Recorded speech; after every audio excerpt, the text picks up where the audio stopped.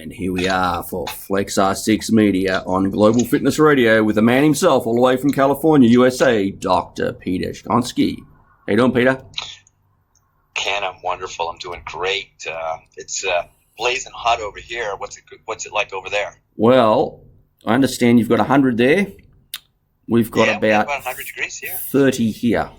30 to 35 daytime tops. It's not good. Well, I guess it depends how you look at it, right? I mean, if you're looking to get leaner, you just got to get out and get in some of that cold water, and that will build a little brown fat, make your mitochondria just hum on all cylinders, and good dieting weather apparently. Yeah, for sure. But I do love my heat. Anyway. Well, yeah, the heat is the heat is great as well. It's all about heat and light and water and magnetism and all these things that our biology pays attention to kind of get us down the road where we want to go, especially when we're talking about working out and training and recovering and all of those areas. So I guess it takes a little bit of everything. So I got the heat, you got the cold. Yeah, exactly. And I'll tell you an interesting story. In my bedroom, I have, and this is not rocket science, I have a window, okay? And it has a blind on it, which I can pull back and forward. But half my window is covered with a TV, which sounds crazy because it sits up on a stand. But anyway, so the other half is uncovered. But usually I have the blinds across, and it's quite dark in the room. Sure. So primarily that was to keep the heat in from the heater because it's winter. Sure. But what I did was I opened it right up. So it let a lot of natural light into where I sit and work at my computer. So this sounds a bit odd because we talk about blue light and the natural light. And it elevated my mood. Yeah. It was amazing. Absolutely. It was amazing. Yeah, it was incredible. Even though I had 300, I had some skin exposed, but it must have been just enough to elevate my mood. Yeah, it was great. Well, that's wonderful because, whenever you're inside with artificial light, it's way too much blue light. And we know that if you don't have a balance of red light, the red and the blue balance each other out, and then you have all the other spectrum of UV light, which all of those things combined, when you're inside, if you get it through a window, you're going to still have a definite benefit. So that's, even in the winter when it's cold, you can, have a benefit there. That's great. That sounds like a nice little biohack that, in the wintertime you can get a little bit of both. Yeah. Just get outside, get into the light. Absolutely. So I think, we were talking last time about maybe getting into a little bit, and talking about training, and we both compete, and you competed. We both competed in Greece a month or a couple months ago, and you competed in India this past month, and now we're talking off the air here about competing coming up. You'll be running a show over there in September, and that's going to be a great show. Hopefully, everybody listening will be able to, some people will be able to get over there, but that would be a great experience, I'm sure, to be over in your neck of the woods that time of year. We have a few international competitors coming. I think there's at least 3 from the USA coming, so that's good. Nice. Well, you almost had 4 because I saw our INB PNBA president, Denny Kakos, yesterday, and he about twisted my arm to get out there with him and travel out there. And I almost, you know what? I would love to get out there, Ken. I would. Yeah. And it's my schedule, unfortunately, isn't going to allow me to do that. But he had me yesterday pretty trying to change some things. But anyways, one of these days I will get out there and experience your neck of the woods. Yeah, and it's not. That's going to be a great show. It's not a short turnaround. So that's the problem. It's a long way. So it is a bit of a challenge to get out there, but it's probably worth getting out there, I'm sure. Yeah, for sure. Yeah, and then in October you'll be out of my neck of the woods, and we'll be on stage together for probably 3 shows, right? Yeah, definitely 3. Hopefully there's still a bit of warmth on Venice Beach when I stand on that stage with you. in October? Yes, October's a great month out here in Southern California. It will be. I'm projecting it'll be a nice day, and we'll have a good time. But since we'll be on stage, we'll be competing in the Grandmaster category. I think they will have a Grandmaster category. So that sounds like there'll be a lot of mature muscle standing on stage, right? Will be, and that just happens to be our topic for today. And that does, yeah. I feel like we should talk a little bit about, what I consider mature muscle, which, and this can apply to any age, just because, you can be 20, 30, 40, or 50. A lot of the training strategies that you would employ are similar. It's just that as we kind of get up there with more miles on the tires, it takes a little bit more maintenance, a little bit more tuning up to make sure that the vehicle is still operating properly. Yeah. As opposed to a brand new vehicle, right? That's just getting going. So, and with that in mind, if you kind of compare it to a car, I mean, obviously we talked about it last time. The engine is a big component of the car, and if the engine is strong and running on all cylinders, then you can put good fuel in that engine, and you're going to get a lot more power, energy, good workout out of that. Yeah. And so in our human vehicle, that engine is what we've talked about in the past. It's all about the mitochondria, and that little hydroelectric power plant that is in every one of our cells, actually, many mitochondria in each cell, especially muscle tissue.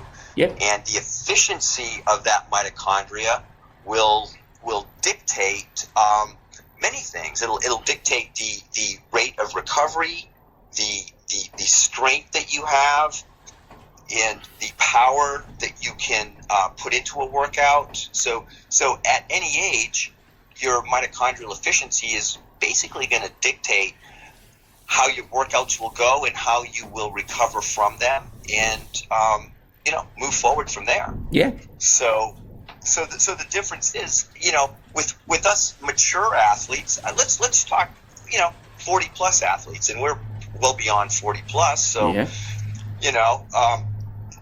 as I stated in the past, with every decade of life that passes, that power plant, that mitochondria that is in all of us, that makes all of our energy for us, it loses about 10% of its efficiency per decade. Yeah. So, we're both over 50, and at 50, if we were just average guys, which, we're not, right? Yep. Yeah. I don't think we're average. No. But an average guy or gal in this case would end up having only about 50% of the mitochondrial efficiency that they once had.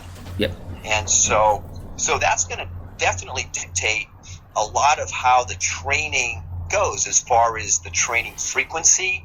Let's go through a few things. I mean, we can we'll first talk about training frequency and being in that mature category, how that would be impacted with that kind of mitochondrial efficiency. Yep.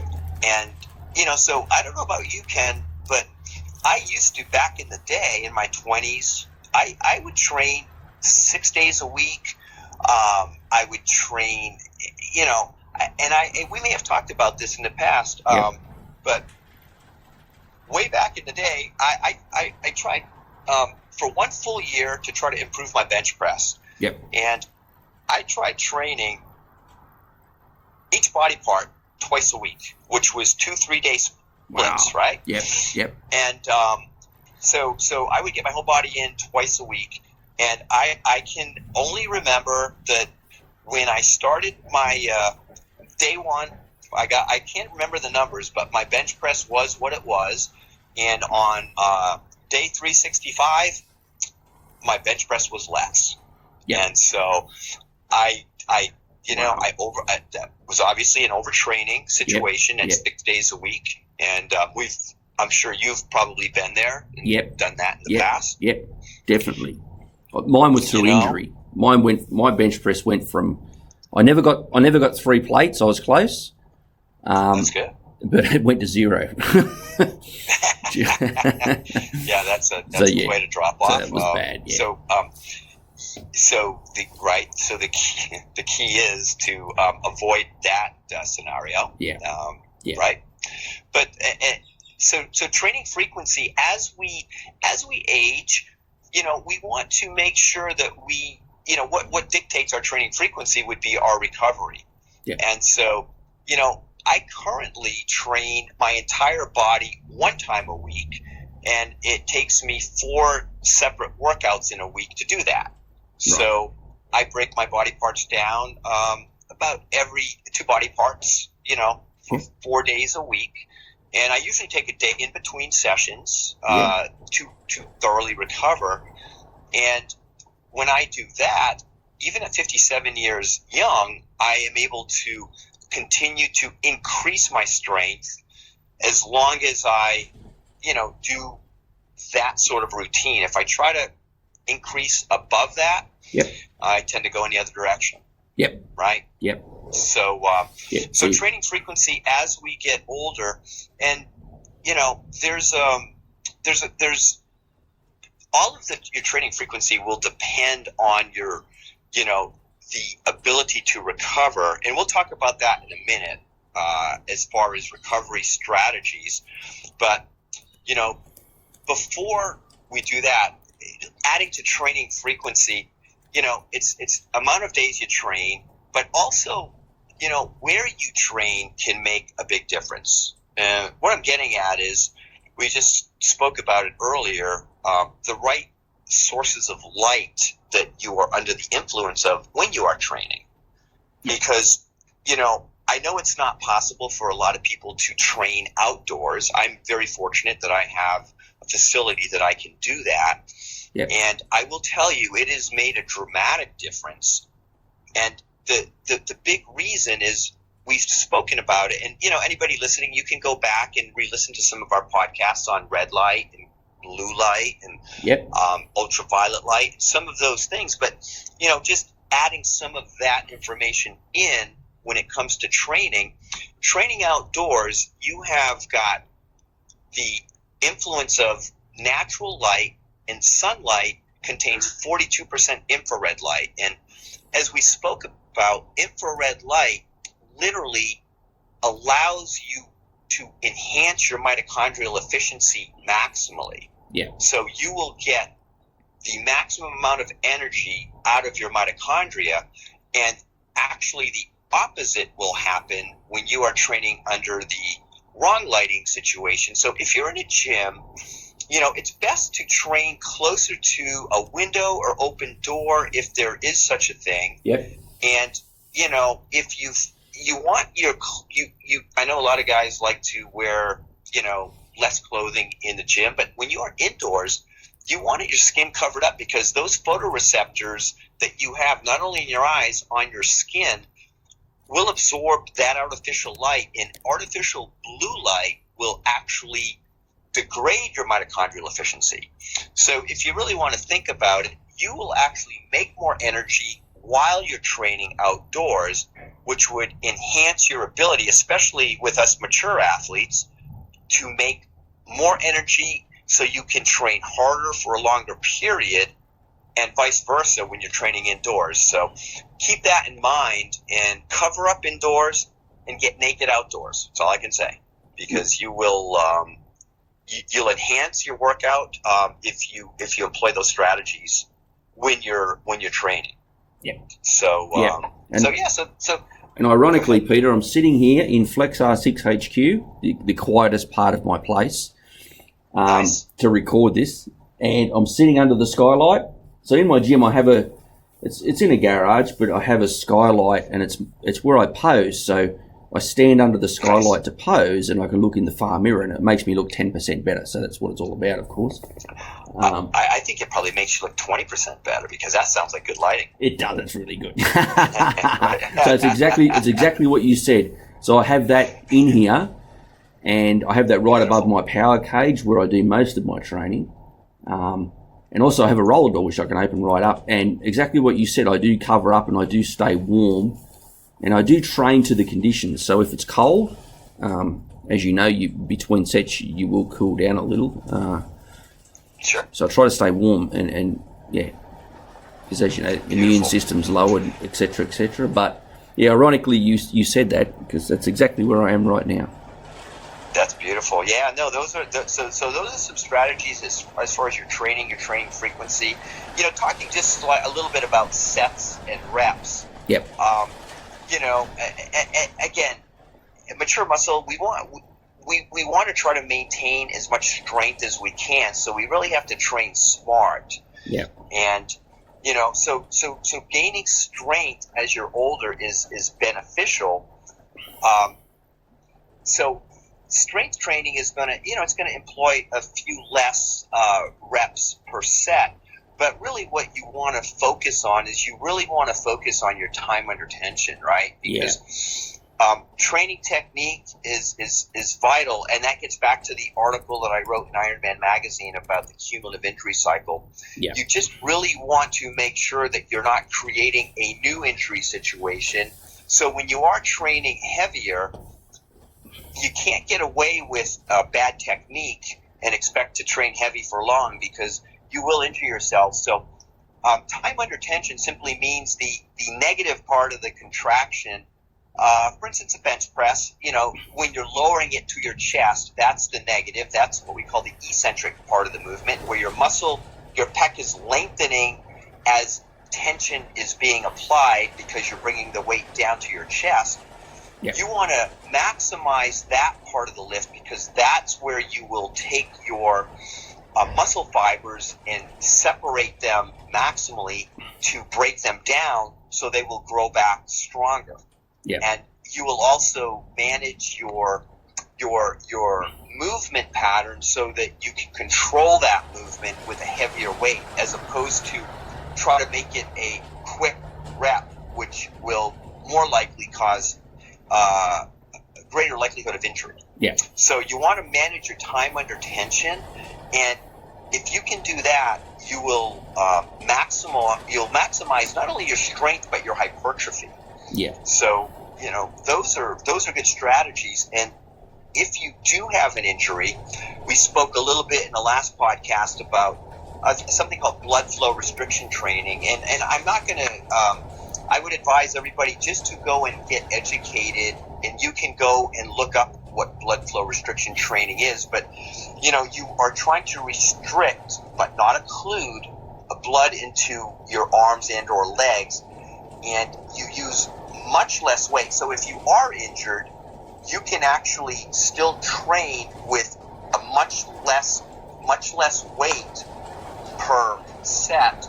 Yep. And maximize the workload, because you are putting less oxygen into the muscle, so it has to work harder, but it's less weight. So if you are injured, you can get over an injury much easier and much quicker employing that strategy. Okay. So wow. So that's a great strategy. Both of those will, you know, allow you to continue to train, you know, harder and longer, and again, stay out of that repetitive injury cycle that, as we do mature, we tend to get closer to getting into. Yeah. Yeah. Exactly. Right. Yeah. So those are some good strategies as far as training goes.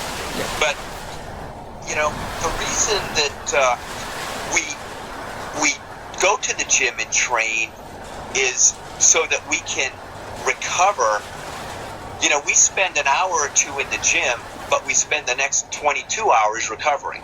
Exactly. And yeah, those recovery strategies are vitally important so that we can go to the gym the next day or the day after and train effectively. Yep. And continue down that path. Yeah. Right? Build upon what we've already built. Yeah.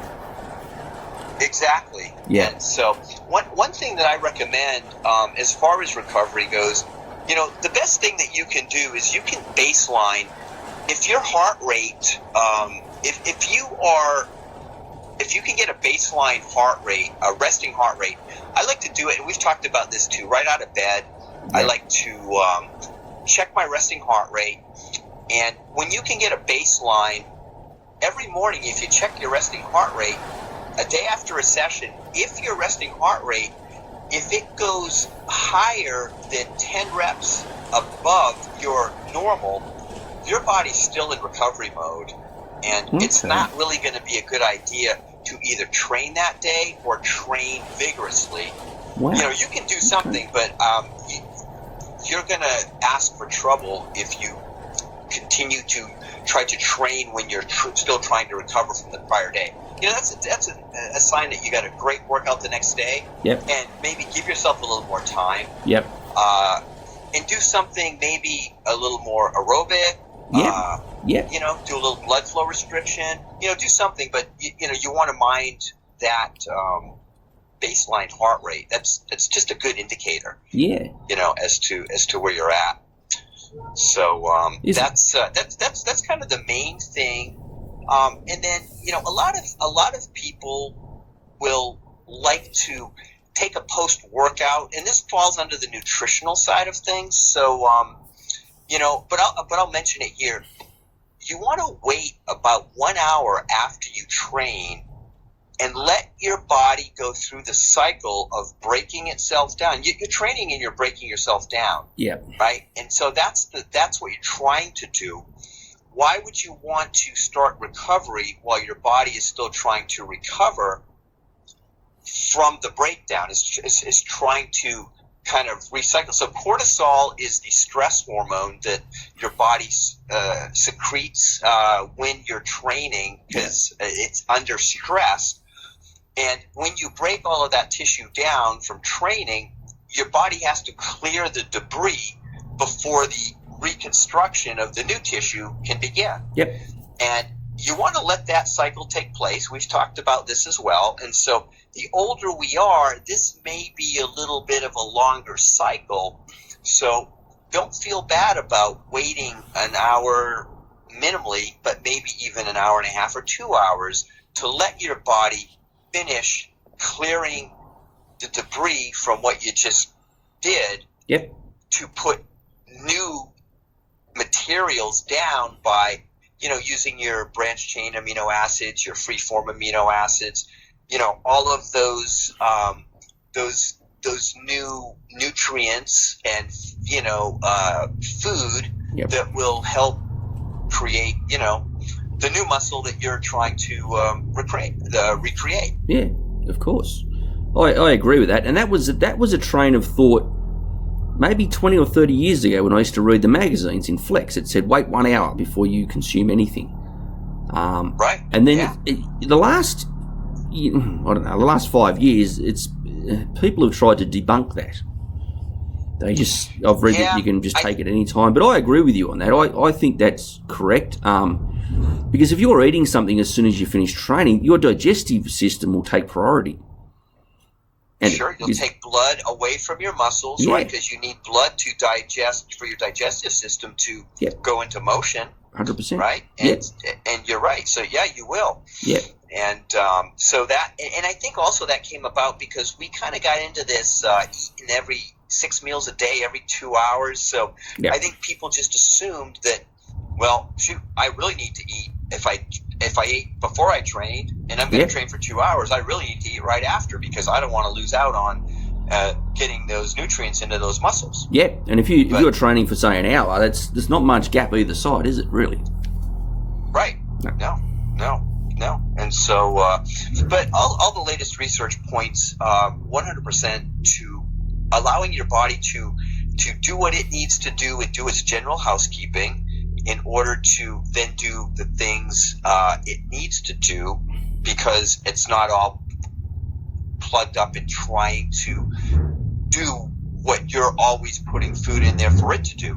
You know, you gotta let it rest and relax. It's kind of like from the time you wake up, take a set of dumbbells, 10-pound dumbbells, and do bicep curls all day. Yeah. You know? Yeah. It's probably not going to, biceps aren't going to probably do too well if you don't give them a rest throughout the day. No, exactly. They're going to get smaller. Right. So, as per your bench press example earlier. Yeah. And 10 pounds would be heavy. Yeah, we don't want to do that. So, and then a couple of other recovery strategies that, that we've talked about in the past. One involving light. Number one, natural light's always trumps any other source of light. So if you can get outdoors and absorb all of the infrared light from the sun, that will speed up your mitochondrial efficiency again and allow things to really ramp up.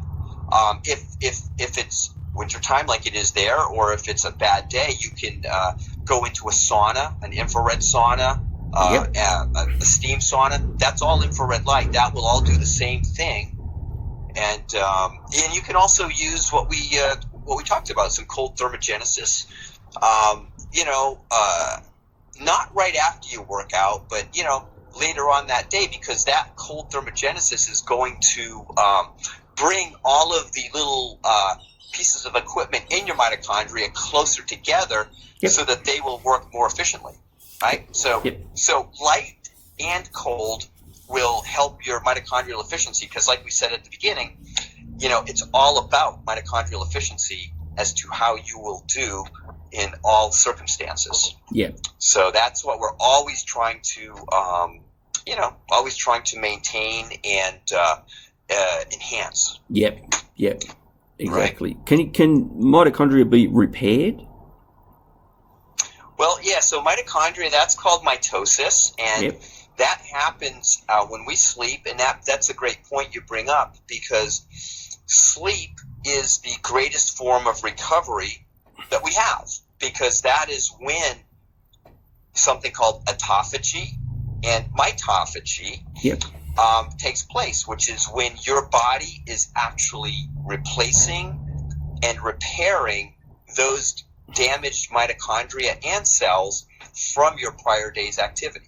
Yeah. And if you do not get that adequate recovery, again, you're going to be, since it's all about mitochondrial efficiency, you're going to be trying to catch up that next day, and your training session's not going to go very efficiently. Yeah, true. So, great point. Sleep is probably the primary recovery strategy.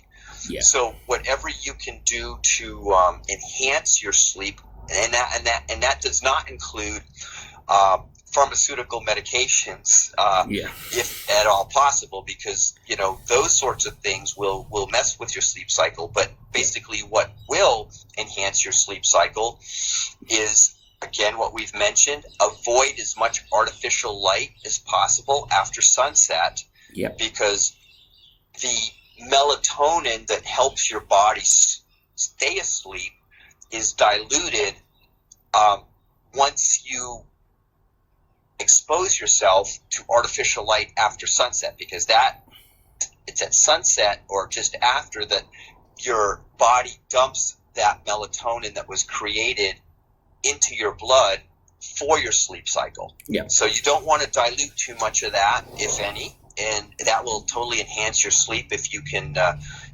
avoid that. Get your blue blocking glasses on, filter your screens with iris, for computers, night shift, blue block filters for all your devices. Yeah. And be smart about that, and you will truly recover much better. Yeah. So so that's a great strategy. We could touch on. I know we're running short on time here, but let's touch on a couple other areas. Nutrition, right? Yeah. I think the best approach to nutrition for everything we can debate, and we can have another show on this, because we could go back and forth about all the different strategies nutritionally, and there's pros and cons to all of them, right? But I will say, if you want to look at it from a biologic standpoint for your mitochondrial efficiency, the best approach to nutrition, as far as I can see, is a seasonal approach, because your mitochondria resonate to sources of light based on the season that you are in. Long light cycles, for me, where I'm at right now in the summertime, indicate that there's lots of growth going on as far as produce, right? All of photosynthesis, more sunlight, you get more of the vegetables and fruits. All of these things are growing, and your mitochondria will accept those more readily in the summertime in long light cycles. So, if somebody's doing a ketogenic diet, the summertime's probably not the best time to do that. You want to eat seasonally, so whatever is grown in the season you're in is going to be more in tune with what your mitochondria expect you to eat, because your mitochondria also are programmed by light. So long light sources, more carbohydrates are grown, so it's okay to have a little more of a moderate carbohydrate diet with a moderate protein diet in the summertime, right? And that process was established with early man, wasn't it? That is exactly how we have evolved, right? Over the millennia, and our biology does not change that readily. So, it's only been in my country, here in this country, in the U.S., it's only been in the last probably 60 or 70 years that we've had mass production of food in supermarkets and availability in all areas of any kind of food source you want. Back then you just ate what was grown in your local area because that's all you could get. And your mitochondria, it takes, thousands of years for your biology to transform and adapt to some of these things. So winter, where you are now, would be, short light cycles,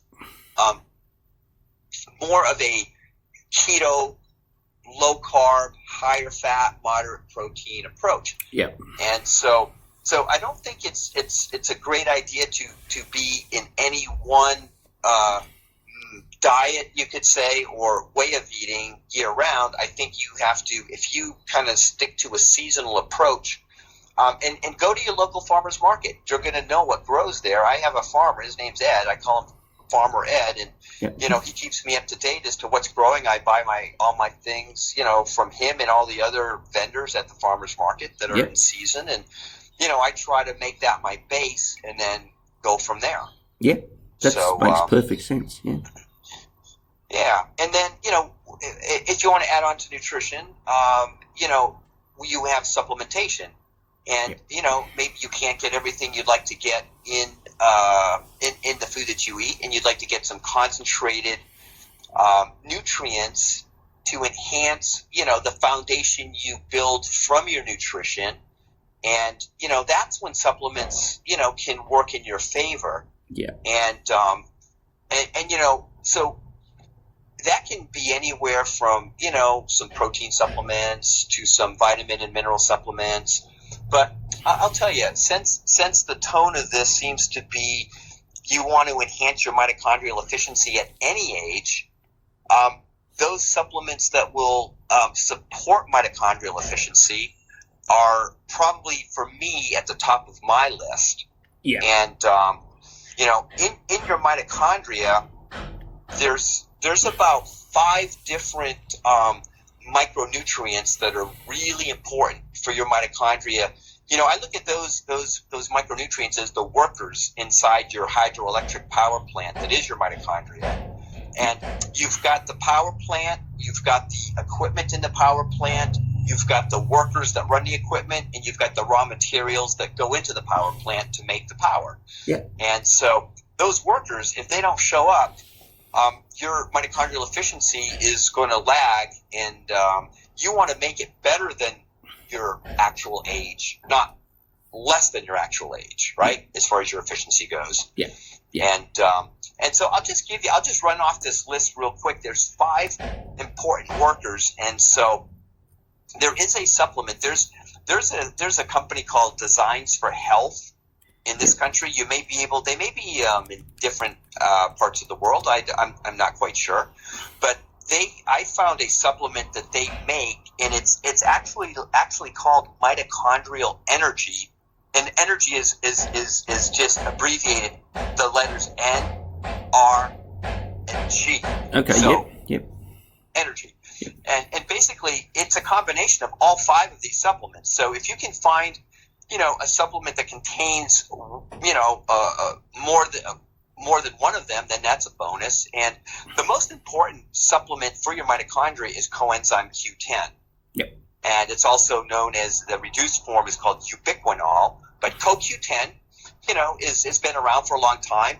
It's very important at shuttling all of the raw materials from the front door all the way through the processing to the back door and out as a finished product. So CoQ10 is very important. Also, alpha lipoic acid is one of those important workers. Acetyl L-carnitine is another one. Yep. D-ribose and magnesium.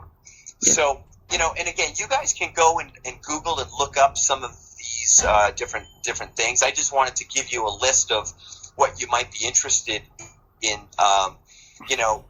You can find some foods that are rich in some of these things and add those to your diet. Yeah. And you can also, supplement with them. But like I said, food is the first choice, and supplementation will add to what you might not be getting in your food. Yeah, whatever's lacking. Yeah, of course. So yeah, and then some of the other things for muscle recovery and repair are the essential amino acids. So protein, like a whey protein or something like that is a good supplement. But even better would be a specific essential amino acid supplement that contains all of the essentials, because your body can make all of the other ones, but your body cannot make the essential ones. That's why they're essential. They need to be gotten from your diet, or supplemented. And then you can also things like turmeric, right? Yep. Turmeric is great for inflammation. Ginger is great for your digestive tract. A multi-mineral supplement is great for your electrolyte balance and your potassium, sodium, calcium, magnesium, zinc, all of those things. So those things are all great for enhancing your recovery, from your entire workout. Yeah. And, so those things are great. And we talked a little bit, and maybe we'll do also, we'll just kind of touch on this for now, and we may spend more time on it, because I'd like to spend more time. Then you've got some things, what I would call your extreme hacks, where you can really kind of take your biology to the next level by doing certain things, and using these light sources, natural light, infrared light. All of these are also enhancing what your biology can do, because you're exposing yourself to them. But there's an extreme hack we talked about a little earlier off the air, and it's and we've mentioned deuterium, I believe, in passing. But let's just say it. Let me just put it this way: our body is our mitochondria is a hydroelectric plant. We're hydrogen powered. Yep. We have two different forms of hydrogen in our body. We have what we call light hydrogen, which we all know of is regular hydrogen, and then we have heavy hydrogen, which is a form of hydrogen which is twice as heavy. It's also called deuterium. And so this deuterium is vital to our bodies, but it has to be in the right place, and it has to, if it gets in the wrong place, it's extremely hazardous. And the best analogy is, if you look at a nuclear power plant, that nuclear power plant, it makes a lot of energy using nuclear materials like uranium, right? Yep. Plutonium, but let's say uranium. And when you take these rods that are radioactive uranium, and you can create lots of power with those, and so it's the best thing in the world to make power for that power plant. But if it ends up in the wrong place in that power plant, it's going to melt down, and you're going to have a big disaster on your hands. Yeah. Deuterium in our bodies is the exact same thing as that. It's a hazardous waste that will be amazingly beneficial for your health and will be amazingly detrimental for your health depending on where it's located in your body. And there's a way to as we get older, we lose the ability. Our mitochondria actually makes this deuterium depleted water, this water that's deplete of deuterium, because deuterium in the mitochondria is extremely deadly. And so there is as we get older, that's part of the loss of our efficiency in our mitochondria, is we don't make as much of this water that is deplete of deuterium, because when there's deuterium in the mitochondria, it breaks the equipment and makes it much less efficient, and it breaks down. So there's actually a source of water out there that you can take into your body. It's extremely expensive. I was telling you, it's about $50 for a liter. Yeah, wow. Which is extremely expensive. And it's only available in about 3 different areas in the world that I know of: Russia, Romania, and Hungary.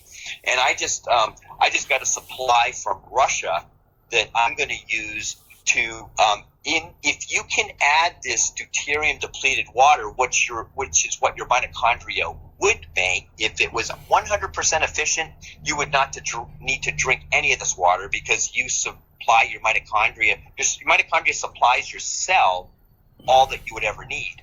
But as you get older or injured, you make less and less of it for your cell. Yep. So by adding this to your diet, you can actually put what you can't make along with what you do make to make your mitochondrial efficiency higher. And so that's the little hack I'm going to use getting ready for these next round of shows. So it's an extreme, because it's not cheap, but I work with cancer patients, and this is how we treat cancer patients, by getting the deuterium away from those cells that have too much deuterium, which is causing this sort of a cancer situation. Yeah, and wow. we can discuss that at another time too. Yeah, for sure. But anyways, so I guess we can end on that extreme hack and let everybody think about that. But if you want to go ahead and look at it, there's to get educated on this, go and look at the Centers for Deuterium Depletion. Yeah. I believe you can just Google that, and you can their site. They're out of Santa Monica in the U.S., out of L.A., and you can use this water to totally enhance your performance. And there's a professional football team here, the Los Angeles Rams, who have used it the last 2 years, and they went from the bottom of their division to making the playoffs the first year and the Super Bowl the second year. Wow. By their owner flying about $1 million worth of this stuff to make available to all the players to use throughout the season. Wow. So totally enhances recovery, diminishes the time it takes to recover from workouts, from injuries, and you can work out harder and longer, and you can play harder and longer. And I watched them for the last 2 years. In the fourth quarter, they excel when other teams are starting to tire. Yeah. And so I see the benefit that, and I don't think a lot of people know that they are using this. And maybe other teams are catching on, and maybe they're going to start using it as well. Maybe they already have. But I know the Rams were using it in the last couple of seasons. Wow. So, that's kind of a fun thing to think about. But we will discuss maybe some of this stuff on future podcasts. Yeah, for sure. If anybody has any questions, they can somehow, I'm not quite sure, Ken, how they could ask those questions, but you can look me up on Instagram at Dr Peter Cichonski. Yep. And that will, if you have any questions, I'll gladly respond to those questions both on Instagram and also in future podcasts. Yeah, for sure. That'd work well. Yeah. So, well, good. I think that was lengthy discussion about some good strategies for mature muscle, and we'll leave it at no matter whether it's mature or not, it's all about the mitochondrial efficiency of that muscle as to how well you will train, repair, recover, and succeed. Exactly. 100%. Thank you, Peter. That was awesome. Yeah. For Global Fitness Radio. We'll talk next week. We'll expand. We'll talk. Yeah, that sounds like a plan. All right, Ken. Hey, it's always a pleasure. Likewise. Take care, my friend. All right. Thank you. Okay, Have a great Peter. night. Bye now. Okay. Bye now.